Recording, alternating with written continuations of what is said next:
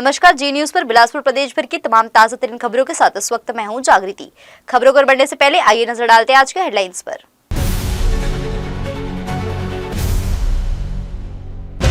तमनार हिंसा पर मुख्यमंत्री विष्णुदेव साय सख्त, जांच के आदेश, दोषियों पर कड़ी कार्रवाई का दिया स्पष्ट संदेश।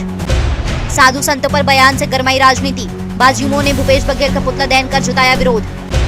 बिलासपुर शिक्षा विभाग में बड़ा घोटाला, कागजों में ट्रक दौड़े, जमीन पर बाइक से ढुलाई कर लाखों का भुगतान। न्यू ईयर नाइट पर बिलासपुर पुलिस सख्त, 31 दिसंबर को जीरो टॉलरेंस। अब खबरें विस्तार से। रायगढ़ जिले के तमनार क्षेत्र में जिंदल कोयला खदान के विरोध के दौरान हुई भीषण हिंसा ने पूरे प्रदेश को झकझोर कर रख दिया है। शांतिपूर्ण आंदोलन अचानक उग्र हो गया और देखते ही देखते पुलिस ग्रामीण भिड़ंत, पत्थरबाजी और आगजनी में बदल गया। इस हिंसा में ड्यूटी पर तैनात महिला टीआई कमला पुसाम गंभीर रूप से घायल हो गई, जबकि एक बस और कार को आग के हवाले कर दिया गया। उग्र भीड़ में एसडीएम की गाड़ी में भी जमकर तोड़फोड़ की। घटना के बाद सामने आए वीडियो सोशल मीडिया पर तेजी से वायरल हो रहे हैं, जिनमें हालात की भव्यता साफ नजर आ रही है। बताया जा रहा है कि शनिवार सुबह पुलिस द्वारा प्रदर्शनकारियों को समझाने और रास्ता साफ कराने की कोशिश के दौरान माहौल बिगड़ा और चारों ओर से पत्थरबाजी शुरू हो गई। इससे पूरे इलाके में अफरा तफरी और दहशत का माहौल बन गया। तमनार हिंसा को लेकर मुख्यमंत्री विष्णुदेव साय ने सख्त रुख अपनाते हुए कहा है कि तमनार में हुई घटना की जांच कराई जाएगी और जो भी दोषी पाए जाएंगे उन पर कड़ी कार्रवाई की जाएगी। मुख्यमंत्री के इस बयान के बाद प्रशासनिक महकमे में हलचल तेज हो गई है। देखिए, उसकी इंक्वायरी होगी और जो भी दोषीदार होंगे उनके ऊपर कार्रवाई होगी। छत्तीसगढ़ में एक बार फिर कर्मचारी आंदोलन की आहट तेज हो गई है। छत्तीसगढ़ कर्मचारी अधिकारी फेडरेशन ने अपनी 11 सूत्री लंबित मांगों को लेकर 3 दिवसीय हड़ताल का ऐलान किया है। यह हड़ताल 29 दिसंबर से 31 दिसंबर तक पूरे प्रदेश में ब्लॉक और जिला स्तर पर आयोजित की जाएगी। फेडरेशन ने साफ किया है कि सरकार की लगातार अनदेखी के चलते कर्मचारी अब सड़कों पर उतरने को मजबूर है। फेडरेशन का कहना है कि लंबे समय से कर्मचारियों की जायज मांगों को लेकर ज्ञापन, बैठक और संवाद किए गए, लेकिन सरकार की ओर से कोई ठोस निर्णय नहीं लिया गया। इससे पहले 22 अगस्त को जिला स्तर पर एक दिवसीय धरना प्रदर्शन भी किया गया था। बावजूद इसको सरकार ने कोई पहल नहीं की। इसी उपेक्षा के खिलाफ अब निर्णायक आंदोलन का रास्ता चुना गया है। प्रदेश में वर्तमान में करीब 4,50,000 कर्मचारी और अधिकारी कार्यरत हैं, जिनमें लगभग 4,10,000 नियमित कर्मचारी शामिल है। कर्मचारी अधिकारी फेडरेशन की संयुक्त तत्वाधान में लगातार आंदोलन कर रहे हैं और 11 सूत्री कर्मचारियों की मांग थी हमारी। उस मांग को अभी तक शासन ने संज्ञान में नहीं लिया और उसी से व्यथित होकर के प्रदेश के लगभग 5.5 लाख से अधिक कर्मचारी अधिकारियों ने निर्णय लिया कि अब आने वाले समय में चूंकि शासन कहीं कोई बात को सुन नहीं रही है, तो उसके लिए एक निश्चितकालीन आंदोलन तय तिथि किया गया। 29, 30, 31 को पूरे प्रदेश के सभी कार्यालय की कामकाज बंद रहेंगे और इस दौरान आंदोलन स्थल पर हमारा जो रहेगा वहाँ जाकर के विरोध प्रदर्शन का काम करेंगे। अधिकारी फेडरेशन के तत्वाधान में ये तीसरे चरण का आंदोलन है और इस बार हमारे सभी संगठन, जितने भी संगठन हम लोगों से जुड़े हुए हैं, सारे लोग सक्रिय हैं और ये 3 दिवसीय हड़ताल के बाद यदि मांग पूरी नहीं, पूरे प्रदेश में कितने की संख्या में रहेंगे? तो लगभग 5.5-6 लाख। उसमें संविदा कर्मचारियों को भी जैसे जोड़ते हैं, सारे लोग आते हैं तो और संख्या बढ़ेगी और ऐतिहासिक धरना प्रदर्शन होगा इस बार। हवा और पानी को प्रदूषित करने वालों के खिलाफ पर्यावरण संरक्षण मंडल ने बड़ी कार्रवाई की है। मंडल की टीमों ने बिलासपुर, मुंगेली, जांजगीर चांपा, गौरेला, पेंड्रा, मरवाही, जीपीएम और सक्ती जिले में व्यापक जांच अभियान चलाया। इस दौरान कुल 48 उद्योगों पर पर्यावरण नियमों के उल्लंघन के अलग अलग मामलों में जुर्माना लगाया गया।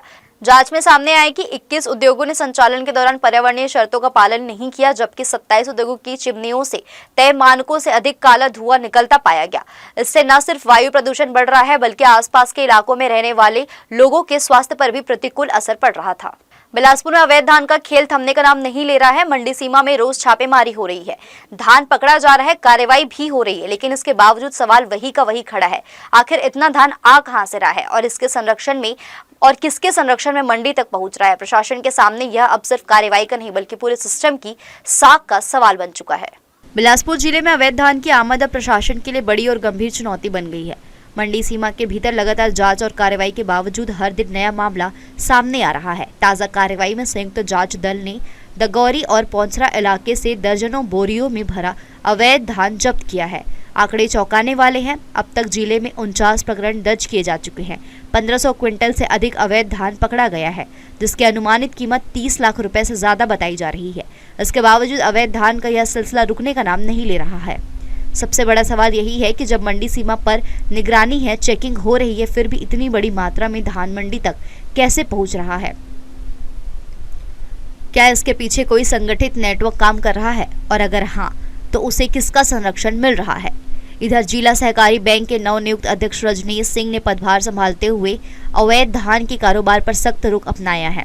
उन्होंने साफ शब्दों में चेतावनी दी है कि अवैध धान की खरीदी, भंडारण या परिवहन में शामिल किसी भी व्यक्ति को बख्शा नहीं जाएगा।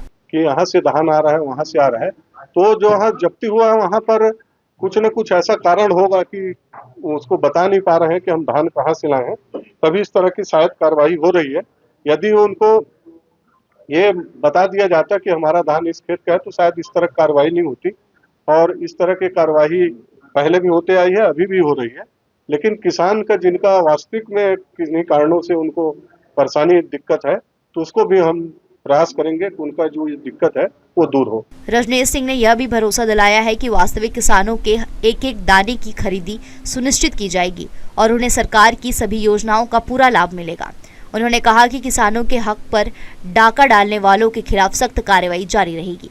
अब देखना होगा कि प्रशासन और सहकारी तंत्र की यह सख्ती सिर्फ चेतावनी तक सीमित रहती है या फिर अवैध धान के इस खतरनाक नेटवर्क पर सच में पूरी तरह नकेल कसी जाती है। फिलहाल बिलासपुर में अवैध धान का खेल सिस्टम के लिए खुली चुनौती बना हुआ है। जी न्यूज़ के लिए कैमरामैन राकेश खरे के साथ आलोक अग्रवाल की रिपोर्ट।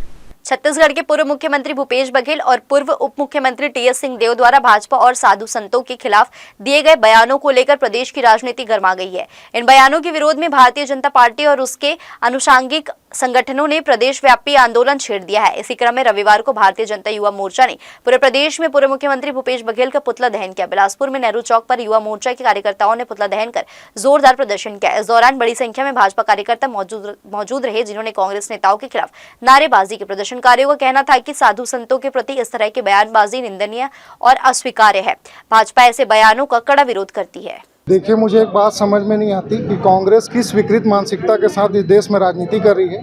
पहले तो हमारे प्रदेश के मुखिया विष्णुदेव साय जी, जो कि आदिवासी समुदाय से आते हैं, उनका अपमान करते हैं। अब तो हद हो गई, वो हमारे हिंदू देवी देवताओं और धर्म गुरुओं के बारे में अनर्गल टिप्पणियां कर रहे हैं। भारत के धर्म गुरुओं का डंका आज पूरे विश्व में बज रहा है। वहीं कांग्रेस के नेता इनके बारे में अपशब्द कह रहे हैं, जो घोर निंदनीय है और कतई बर्दाश्त नहीं किया जाएगा। भारतीय जनता युवा मोर्चा इसकी घोर निंदा करता है और प्रदेश भारतीय जनता युवा मोर्चा के दिशा निर्देश पर आज जिला मुख्यालय बिलासपुर में भूपेश बघेल जी और टीएस बाबा जी का पुतला दहन कर विरोध प्रदर्शन किया गया।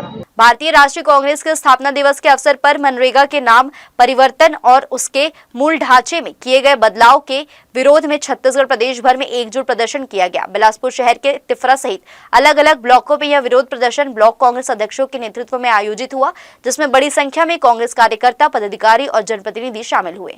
तिफरा ब्लॉक अध्यक्ष लक्ष्मीनाथ साहू के नेतृत्व में तिफरा ब्लॉक में आयोजित कार्यक्रम में कांग्रेस के प्रदेश, जिला, ब्लॉक, मंडल, सेक्टर और बूथ स्तर के कार्यकर्ताओं ने भाग लिया।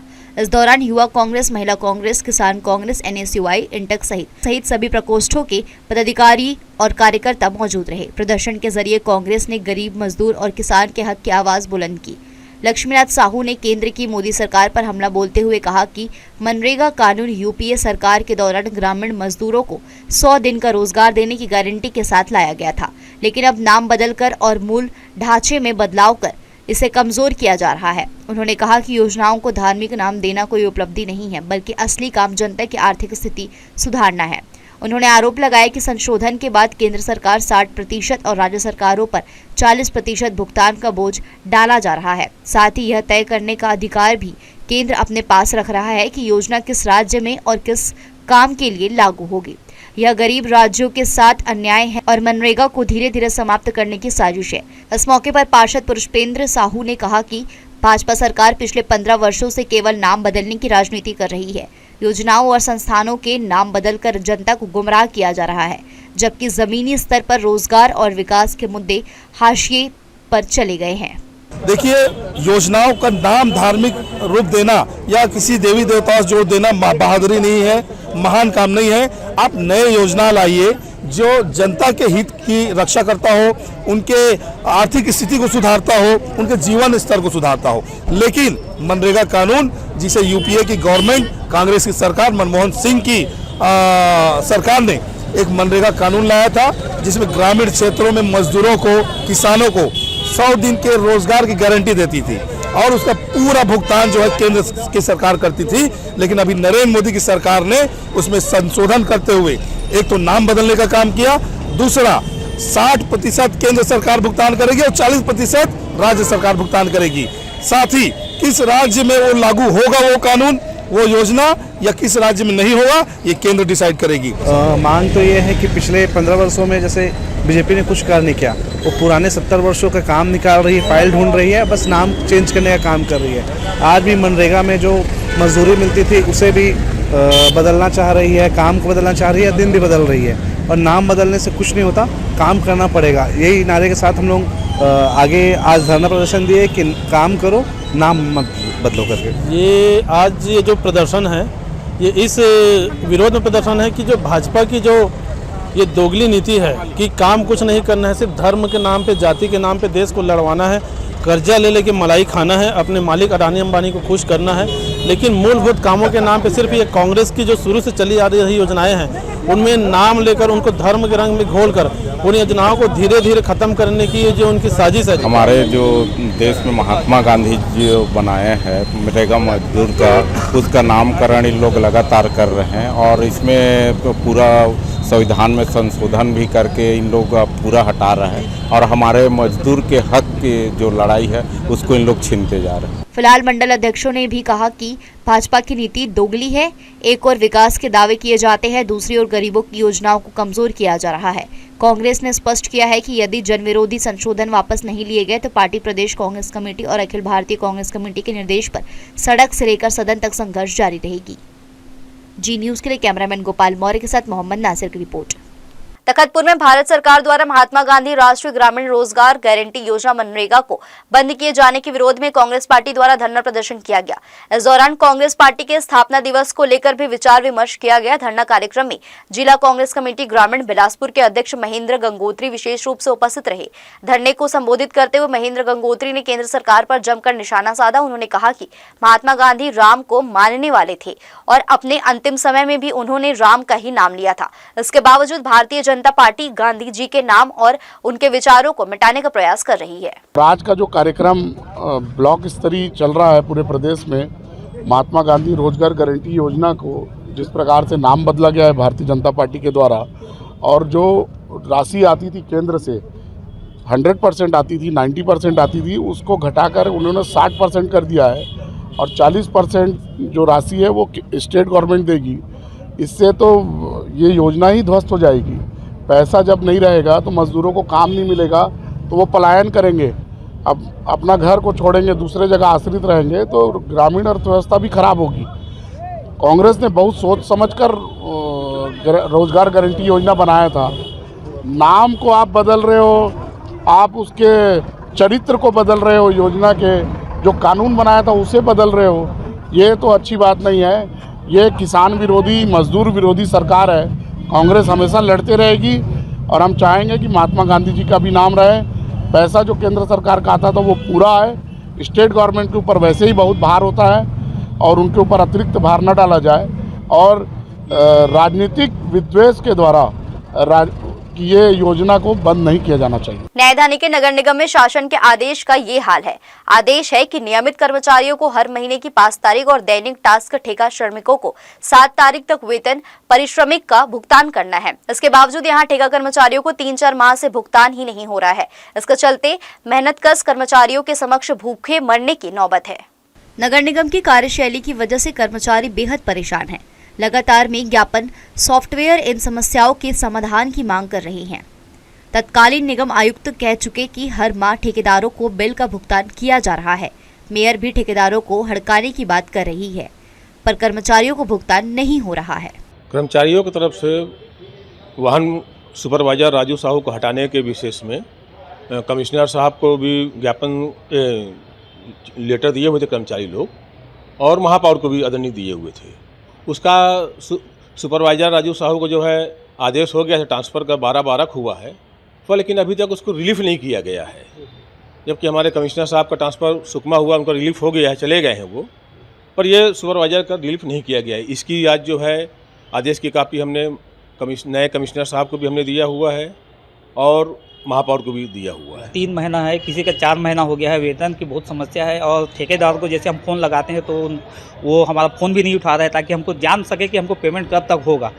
और जोन में भी जैसे कर्मचारियों की इधर उधर जिनको किया गया है तो उनका नाम काट दिया गया है। ये जोन कमिश्नर द्वारा इस टाइप का किया गया है अधिकारियों के द्वारा। और अब वो कर्मचारी भटक रहे अपने नाम जुड़वाने के लिए। 7 नंबर के जोन के कर्मचारी को 8 में भेज दिया काम करने। अब वो 8 में काम कर रहा है, 8 वाला बोलता है मैं नहीं बनाऊंगा पेमेंट, 7 में तुम्हारा नाम, 7 वाला बोलता है नाम काट दिया 7 वाला। अब वो कर्मचारी जाए तो जाए कहाँ? 4-4 महीना हो गया कर्मचारी इधर उधर भटक रहे हैं। पूरी तरह की अराजकता फैली हुई है। तो ठेकेदार कौन है? ठेकेदार तो हर जोन में अलग अलग है, लेकिन सबसे बड़ा ठेका अजय ताम्रकार का है, जिसमें समझो 300-400 कर्मचारी है जिसके पास। सवाल यह उठ रहा है कि जब निगम प्रशासन हर माह बिल का भुगतान कर रहा है तो ठेका श्रमिकों को भुगतान क्यों नहीं मिल रहा है? क्या ये उनके मानव अधिकारों का हनन नहीं है? 8-9 हजार रुपए मासिक पाने वाले गरीब ठेका कर्मी आखिर अपने परिवारों का पेट कैसे पाले? किसी को मकान किराए की टेंशन है, तो किसी को बच्चों के स्कूलों के फीस की, तो किसी को चिकित्सा और दवाइयों के लिए वेतन का इंतजार है। स्वायत्त शासी कर्मचारी संघ इसके लिए लगातार शासन प्रशासन के समक्ष पत्राचार कर रहा है।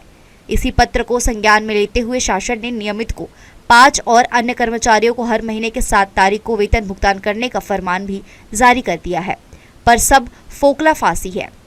कंगाल निगम प्रशासन न तो बिजली का बिल अदा कर पा रहा है और न ही कर्मचारियों का वेतन। नहीं, ये नहीं है। नगर निगम से तो उनको पेमेंट हो गया है।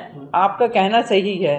ठेकेदार जो है, जो कर्मचारी चला रहे हैं, जो निगम को कर्मचारी दिए, उनको समय से जो है गरीबों का पेमेंट करना चाहिए।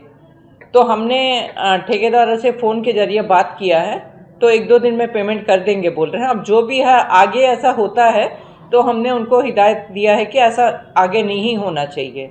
नगर निगम सत्ता में भाजपा के काबिल होने के बाद ठेका कर्मचारियों को अफसरों ने फुटबॉल बना उनका जीवन संकट में डाल दिया है।